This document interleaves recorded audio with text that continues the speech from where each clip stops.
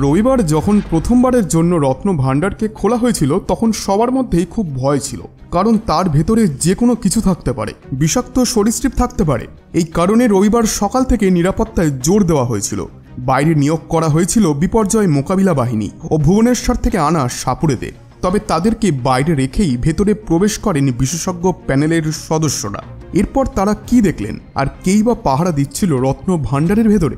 বন্ধুরা, ভিডিওটিতে এগোনোর আগে আপনাদের কাছে ছোট্ট একটি অনুরোধ করব, ভিডিওটিকে একটি লাইক করে কমেন্টে অবশ্যই লিখুন জয় জগন্নাথ। আর রত্ন ভাণ্ডার সংক্রান্ত আরও আপডেট পেতে আমাদের চ্যানেল সাবস্ক্রাইব করার পাশাপাশি নোটিফিকেশন বেলটিকে অল করে রাখুন। বন্ধুরা, 6 বছরেরও বেশি সময় ধরে খোঁজ মেলেনি রত্ন ভাণ্ডারের চাবির। ফলে ডুপ্লিকেট চাবি নিয়ে এদিন তালা খোলার চেষ্টা করা হয়। যদিও সেই চেষ্টা বিফল হয়, শেষ পর্যন্ত রত্ন ভাণ্ডারের অন্তর্ভাগের কুঠুরির তালা ভেঙে ভেতরে প্রবেশ করা হয়েছে। তবে যে ভয় তারা পাচ্ছিলেন সেই বিষধর সাপের দেখা এখনো পর্যন্ত মেলেনি। যদিও সাপ দেখতে না পাওয়া এটিও একটি আশ্চর্যের বিষয়, কারণ কোনো কুঠুরি যখন এত বছর ধরে বন্ধ থাকবে তখন তার ভেতরে যে সাপের চলাফেরা থাকবে সেটি তো স্বাভাবিক। কিন্তু জগন্নাথ মন্দিরের ক্ষেত্রে এখনো পর্যন্ত এমনটা দেখা যায়নি। তবে জানা গিয়েছে যে দরজা খুলতেই ভেতর থেকে ঝাঁকে ঝাঁকে বাদুড় উড়ে আসে বাইরে। এমনটা প্রতীত হয় যে বিশেষজ্ঞদের আক্রমণ করছে এই বাদুড়, আর তারা মন্দিরের বাহ্যিক অংশ দিয়ে বাইরে বেরিয়ে যায়। রবিবার দুপুর 1:28 রত্ন ভাণ্ডারে প্রবেশ করেছিলেন বিশেষজ্ঞদের 11 জনের একটি টিম। এই টিমে ছিলেন মন্দিরের সেবায়িত, পুরীর গজপতি মহারাজ, জাস্টিস রথের নেতৃত্বে তৈরি রাজ্য সরকারের কমিটির সদস্যরা ও আর্কিওলজিক্যাল ডিপার্টমেন্টের বিজ্ঞানীরা। রত্ন ভাণ্ডার থেকে বেরিয়ে এসে শ্রী জগন্নাথ টেম্পল অ্যাডমিনিস্ট্রেশনের মুখ্য প্রশাসক অরবিন্দ পারি বলেন, রত্ন ভাণ্ডারের বাইরের দিকের কুঠুরির সমস্ত সোনাদানা সরিয়ে নিয়ে যাওয়া হয়েছে। ভিতরের অংশের অর্থাৎ ভিতর ভাণ্ডারের সমস্ত রত্ন, আলমারি এবং সিন্ধুকে তোলা হয়েছে।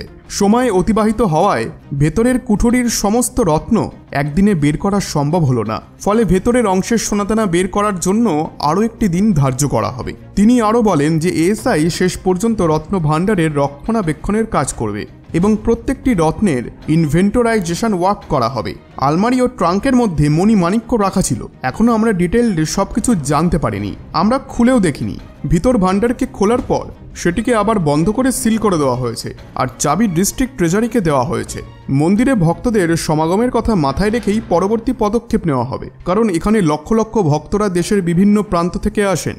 তাই জন্য যখন রত্নের শিফটিং করা হবে তার জন্য যেন নীতি ও সেবা পুজোর এতটুকুও ব্যাঘাত না ঘটে, সেই দিকেও আমাদেরকে নজর রাখতে হবে। ভেতরে ঢোকার পুরো প্রসেসটাই রেকর্ড করা হয়েছে, কিন্তু এই ভিডিওগ্রাফি কেবলমাত্র আমাদের রেকর্ড পারপাসের জন্য, নাকি পাবলিকদের জন্য। বন্ধুরা, এখন শোনা যাচ্ছে যে রত্ন ভাণ্ডারে থাকা সকল সম্পত্তিগুলিকে ডিজিটালি রেকর্ড করা হবে, অর্থাৎ দ্বাদশ শতাব্দী ধরে যা যা অর্নামেন্ট ও রত্ন রয়েছে তার রেকর্ড ডিজিটালভাবে স্টোর করা হবে। কিন্তু কি আছে এই রত্ন ভাণ্ডারের ভেতরে? বন্ধুরা, এখনো পর্যন্ত মোট সম্পত্তির যা যা হিসাব পাওয়া গিয়েছে তার থেকে জানা যাচ্ছে যে রত্ন ভাণ্ডারের ভেতরে আছে 454টি সোনার গয়না, যার ওজন 12,838 ভরি। তারপর আছে 293টি রূপোর গয়না, যার ওজন 22,193 ভরি। জগন্নাথ মন্দিরের গর্ভগৃহের বাদিকে একটি অন্ধকার কুঠুরিতেই নাকি রয়েছে বিষধর সাপের আনাগোনা, এমনটাই শোনা যাচ্ছিল। তারাই নাকি জগন্নাথ মন্দিরের সমস্ত রত্নরাজি ও মণিমাণিক্যের পাহারা দিচ্ছে, কিন্তু সেরকম কোনো প্রমাণ মেলেনি। জগন্নাথ মন্দিরের রত্ন ভাণ্ডারের রহস্য এখন আরও গাঢ় হয়েছে। এখন তদন্ত করে দেখা হবে যে ভেতরে কি আছে আর কি নেই। কথিত আছে জগন্নাথ দেবের মণিমুক্তের দিকে স্থির চোখে যে তাকাবে সেই নাকি অন্ধ হয়ে যাবে। ভেতরে এত অন্ধকারে টিমের সদস্যরা টর্চ লাইট জ্বালিয়ে যান, কিন্তু কেউ এক দৃষ্টে রত্নের দিকে তাকান না, আর দরজা খুলতেই তাদের দিকে ধেয়ে আসে বাদুড়ের দল। শুরুতেই এমন ঘটনায় তারা বেশ ভয় পেয়ে গিয়েছিলেন এবং ভয়ে ভয়ে শুরু করেন তাদের তদন্ত। বন্ধুরা, রত্ন ভাণ্ডার নিয়ে জগন্নাথ দেবের ভক্তদের কৌতূহলের শেষ নেই। দীর্ঘ কয়েক দশক ধরে এই রত্ন ভাণ্ডারের অন্দরে কি আছে তা জানতে আগ্রহী ছিলেন সবাই। অবশেষে এই কৌতূহলের অবসান ঘটতে চলেছে। আপাতত 6টি বড় বড় সিন্ধুকে করে সমস্ত সোনাদানা সরিয়ে নিয়ে যাওয়া হচ্ছে। এরপর শুরু হবে রত্ন ভাণ্ডারের অন্দরের সংস্কারের কাজ। যদিও এই ভাণ্ডারে কি কি রত্ন রয়েছে তা এখনই সম্পূর্ণভাবে জানা যাবে না। আগে সেখান থেকে সমস্ত মণিমাণিক্য স্থানান্তর করা হবে, তারপর ধীরে ধীরে পরিমাপ করা হবে। বন্ধুরা, আশা করছি আজকের এই ভিডিওটি আপনাদের ভালো লেগেছে। ভিডিওটি ভালো লেগে থাকলে ভিডিওটিতে অবশ্যই একটি লাইক এবং চ্যানেলটিকে আজই সাবস্ক্রাইব করে রাখুন। ধন্যবাদ।